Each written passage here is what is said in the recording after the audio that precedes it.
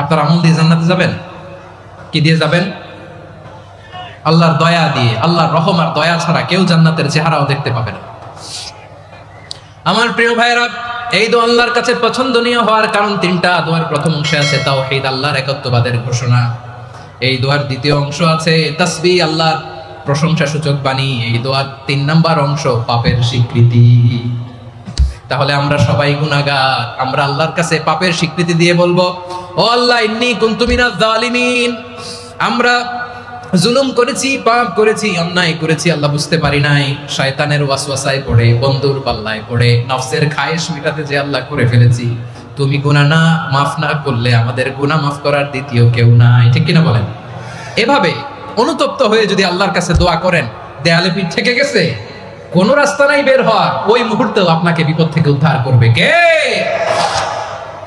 বিশ্বনবী চরম বিপদে পড়লে দুটা দোয়া পড়তেন। প্রথম হলো এটা, লা ইলাহা ইল্লা আনতা সুবহানাকা ইন্নী কুনতু মিনাল যালিমিন। এই দোয়াটা আমরা বেশি বেশি পড়ব প্রিয় ভাই। রাজি আছেন? সবাই আওয়াজ করে পড়ুন ইনশাআল্লাহ।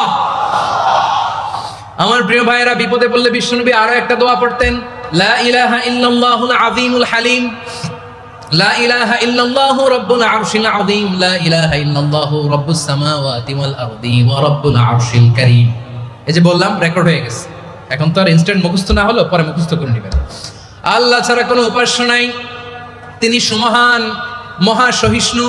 আল্লাহ ছাড়া কোনো উপাস্য নাই, তিনি সুমহান, আরশের অধিপতি। আল্লাহ ছাড়া কোনো উপাস্য নাই, তিনি আকাশের মালিক, জমিনের মালিক, তিনি সুবিশাল, আরশের অধিপতি। সুবহানাল্লাহ পড়েন।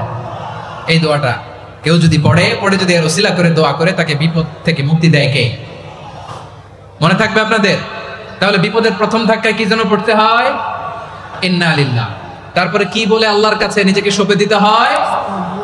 দেয়ালে পিঠ থেকে গেলে লা ইলাহা ইল্লা আনতা সুবহানাকা ইন্নী কুনতু মিনাজ জালিমিন। দুই নাম্বার হচ্ছে লা ইলাহা ইল্লাল্লাহুল আযীমুল হালিম, লা ইলাহা ইল্লাল্লাহু রাব্বুল আরশিল আযীম, লা ইলাহা ইল্লাল্লাহু রাব্বুস সামাওয়াতি ওয়াল আরদি ওয়া রাব্বুল আরশিল কারীম। মনে থাকবে? ইনশাআল্লাহ বলেন সবাই, আওয়াজ করে সবাই ইনশাআল্লাহ।